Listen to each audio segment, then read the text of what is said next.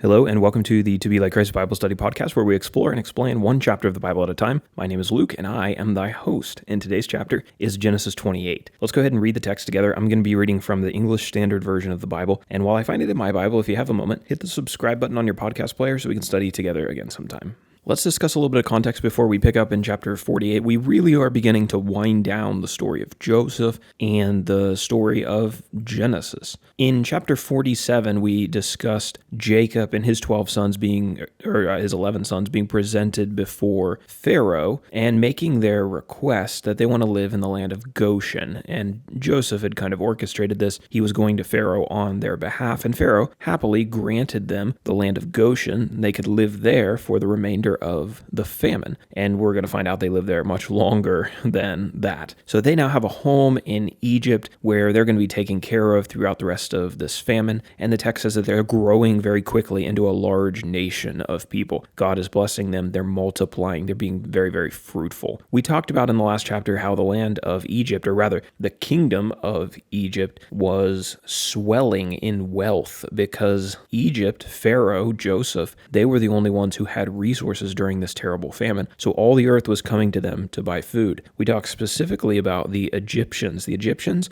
initially they came to Joseph to buy food, then they ran out of money. So Joseph bought their livestock in exchange for food. Then they ran out of livestock, so then they became Pharaoh's servants, and they basically worked as, his servants working the land, and they had to pay Pharaoh 1/5 of all of their harvest, seemingly perpetually. So this got them through the famine, and it enriched the throne and the dynasty of Egypt.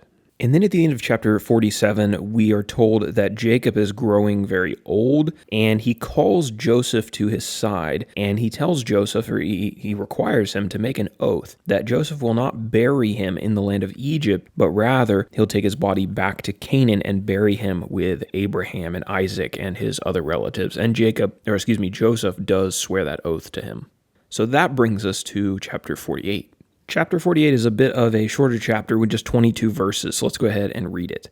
After this, Joseph was told, "Behold, your father is ill." So he took with him his 2 sons, Manasseh and Ephraim. And it was told to Jacob, "Your son Joseph has come to you." Then Israel summoned his strength and sat up in bed. And Jacob said to Joseph, "God Almighty appeared to me at Luz in the land of Canaan and blessed me, and said to me, Behold, I will make you fruitful and multiply you, and I will make of you a company of peoples, and will give this land to your offspring after you for an everlasting possession. And now your 2 sons, who were born to you in the land of Egypt before I came to you in Egypt, are mine. Ephraim and Manasseh shall be mine, as Reuben and Simeon are. And the children that you fathered after them shall be yours. They shall be called by the name of their brothers in their inheritance. As for me, when I came from Paddan, to my sorrow Rachel died in the land of Canaan on the way, when there was still some great distance to go to Ephrath, and I buried her there on the way to Ephrath, that is, Bethlehem. When Israel saw Joseph's sons, he said, Who are these? Joseph said to his father, They are my sons, whom God has given me here. And he said, Bring them to me, please, that I may bless them.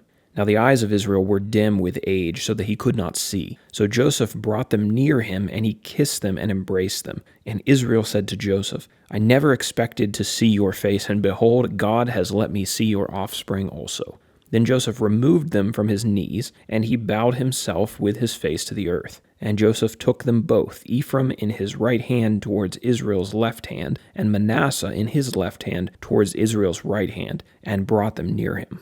And Israel stretched out his right hand and laid it on the head of Ephraim, who was the younger, and his left hand on the head of Manasseh, crossing his hands, for Manasseh was the firstborn. And he blessed Joseph and said, The God before whom my fathers Abraham and Isaac walked, the God who has been my shepherd all my life long to this day, the angel who has redeemed me from all evil, bless the boys, and in them let my name be carried on, and the name of my fathers Abraham and Isaac, and let them grow into a multitude in the midst of the earth. When Joseph saw that his father laid his right hand on the head of Ephraim, it displeased him, and he took his father's hand to move it from Ephraim's head to Manasseh's head. And Joseph said to his father, Not this way, my father, since this one is the firstborn. Put your right hand on his head. But his father refused and said, I know, my son, I know. He also shall become a people, and he also shall be great. Nevertheless, his younger brother shall be greater than he, and his offspring shall become a multitude of nations. So he blessed them that day, saying, By you Israel will pronounce blessings, saying, God make you as Ephraim and as Manasseh. Thus he put Ephraim before Manasseh. Then Israel said to Joseph, Behold, I am about to die, but God will be with you and will bring you again to the land of your fathers. Moreover, I have given to you, rather than to your brothers, one mountain slope that I took from the hand of the Amorites with my sword and with my bow.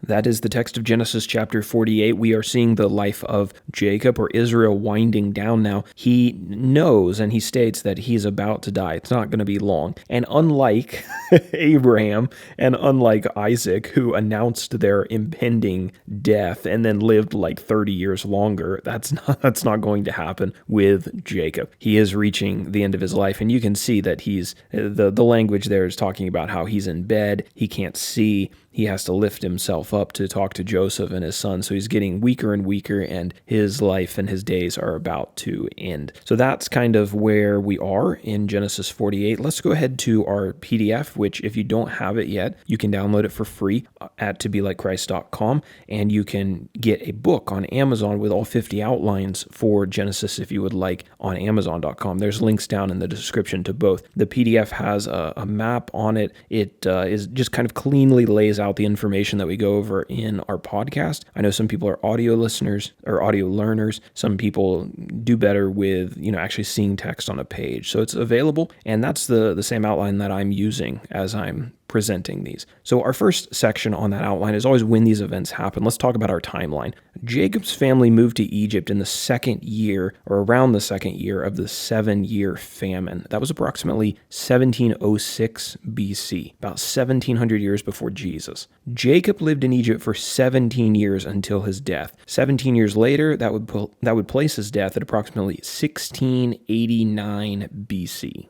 Once again, in this chapter, our key characters are going to be pretty familiar to us, especially these first two. The first one is Joseph. I don't think he needs any introduction at this point. He is the ruler of Egypt and the son of Jacob. Jacob, or Israel, as the Lord renamed him, is our second key character. He is the grandson of Abraham and the son of Isaac, patriarchs who we read about in some of the previous chapters of Genesis. And he's now the inheritor of the promise that God gave to Abraham, Isaac, and Jacob, that threefold promise. And then we have two individuals who we haven't talked about a whole lot. They've been mentioned, but we haven't really introduced them, I don't think. Manasseh, this is Joseph's oldest son. His mother was Asenath, the daughter of Potipharah, the priest of On, according to verse 20 of chapter 46. That was the wife that Pharaoh gave to Joseph when he promoted him to lead Egypt. And then we have Ephraim. Ephraim is Joseph's second son with Asenath. So remember that order. Manasseh is the oldest, and Ephraim is the second oldest. That's going to come into play when we discuss our outline, because Jacob is going to give his blessing not to the firstborn, but to the secondborn. And then, of course, we need to talk about geography. Our map, our locations are basically going to remain the same for this chapter. We are in Goshen. That's where Jacob's family settled after leaving Canaan. Goshen is a region on the eastern side of the kingdom of Egypt, the east side of the Nile Delta.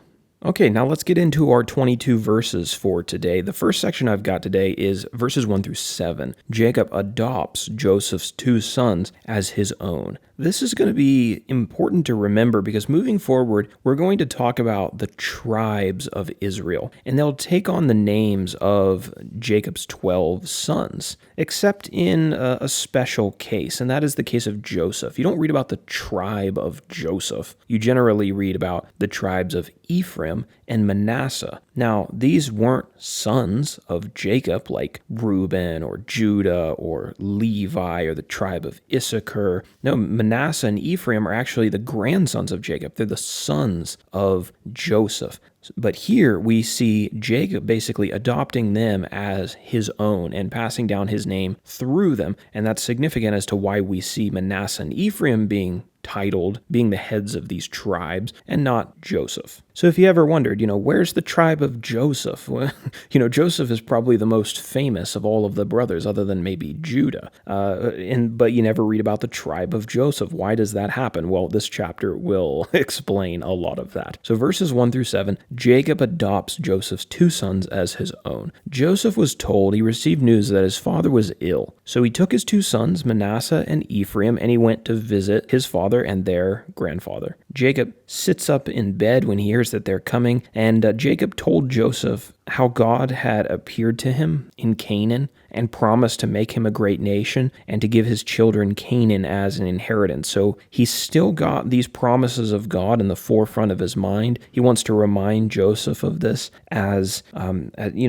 he's ending his days. And so he recalls the visions that God gave to him at a place called Luz, or a place called Bethel, where God gave him this promise. And he reminds Joseph that the destiny of the family is to return to that land eventually. Jacob told Joseph that he was going to adopt Manasseh and Ephraim so they would be his children and recipients of God's promise.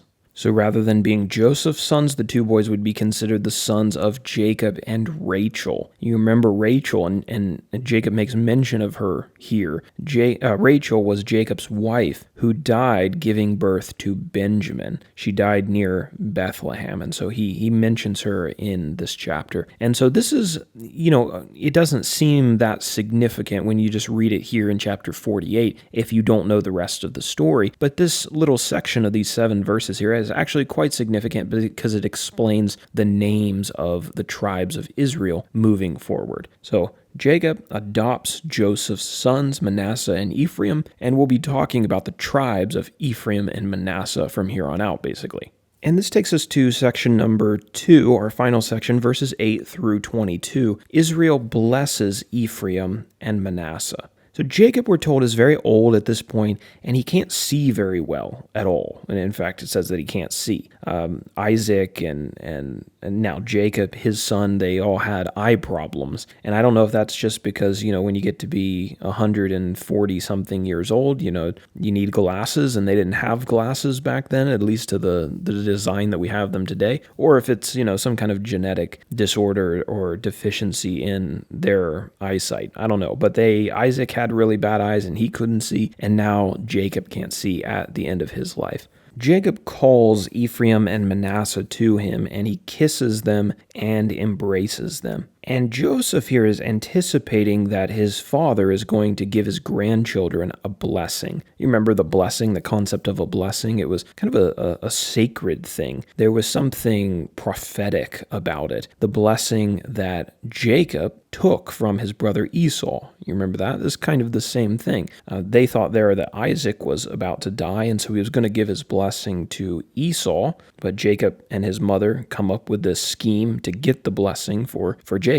Well, here, there's not going to be any scheme like that, but what we are going to see is something kind of similar in one sense. Here, Jacob is going to give his blessing to the children of Joseph. Joseph is anticipating this, so knowing that his father can't see very well, Joseph took his younger son, Ephraim, to Jacob's left hand, the left hand being the less significant one, and his eldest son, Manasseh, to Jacob's right hand, the more significant one, because he's thinking, Manasseh, he's the oldest, he's going to receive the greater blessing. But Jacob has other plans. And I would say that, this is just Jacob kind of favoring the younger son because that was the position that he was in, but I don't think that we can technically say that because there does seem to be something prophetic, something God directed behind this blessing. How exactly it worked and how exactly Jacob knew, what he was doing and what he was passing down and the blessings that he was given, we don't know exactly, but he foretells something about these 2 boys. Rather than putting his right hand on Manasseh and his left hand on Ephraim as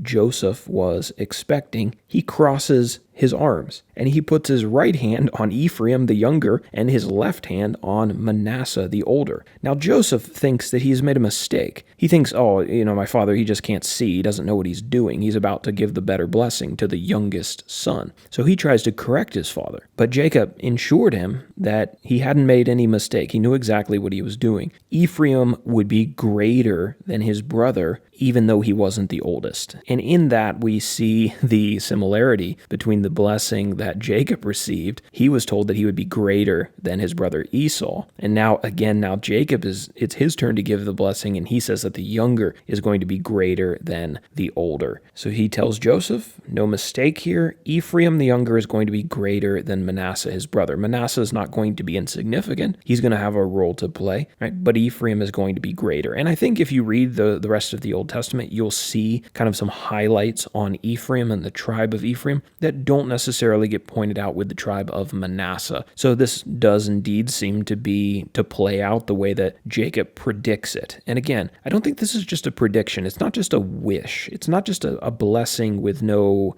substance behind it. I think there really was something sacred to this, and something that God was behind these blessings that these patriarchs were handing down to their children. Jacob says that Manasseh would become a people, right, a nation of his own, but Ephraim would become a multitude of nations.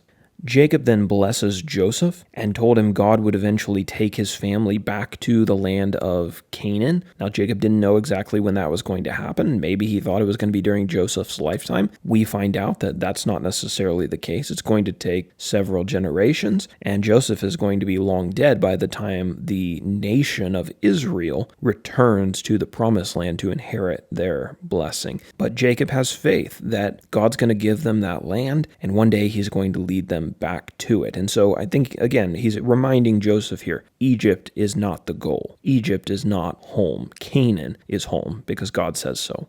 As part of his inheritance, interestingly, Jacob left Joseph a mountain slope that he had taken from the Amorites in battle. And I don't think that we read anything about this in the book of Genesis. If we do, I missed it, and I'm sorry, but I don't think we have any kind of record of a military battle between Jacob and the Amorites and him taking this mountain slope. But he gives this mountain slope as an inheritance to Joseph. Right? And not to any of Joseph's brothers, but to Joseph specifically. And so a land inheritance in Canaan, well, you're eventually going to go back to that, right? That's the idea, is that you've inherited land and one day you're going to go live there, or at least see it or take possession of it. So again, I think Jacob here is pointing to the fact that eventually his family is going to go back. And so in light of that knowledge, he gives this land inheritance to Joseph and to Joseph's descendants. So I think that will pretty much conclude our summary of chapter 48, a shorter chapter, and so probably a little bit of a shorter summary today. I just noticed that our application section is kind of something we already went over, so this will be repetition, but I did think of another application that maybe we can tack on here at the end, but let me first read what I have on the page, and this is more of like a biblical interpretation kind of application and review, if you were paying attention during the outline. So as Jacob's family grows into a large nation, what you'll see is that the tribe of Joseph is never mentioned. Shouldn't say never. I think it is mentioned a few times. His family is referred to as the tribe of Joseph, but generally you will read about the tribes of Ephraim and the tribes of Manasseh. This chapter explains that absence and why we don't read about tribe of Joseph more. Joseph's family name was carried down through his sons who were adopted by his father.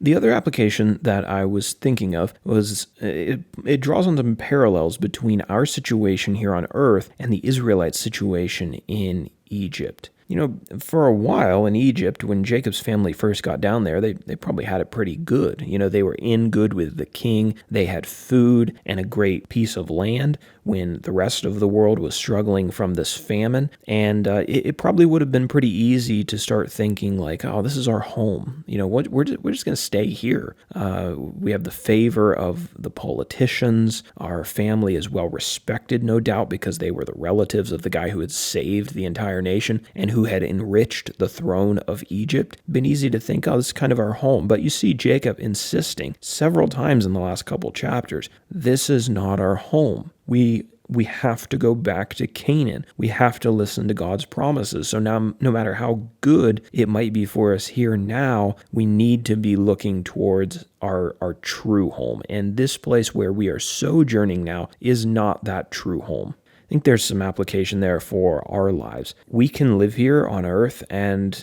if we have material blessings, if we have some advantages in life, life can be kind of comfortable. And it can be, it's not so bad. Maybe you have some friends who can do things for you. You have some money to get things done. You have a comfortable house. There's a temptation to think, oh, this is home. This is home, and this is where I'm going to invest my thoughts and my time and my energy, and this is where I'm going to stay. That's the temptation, right?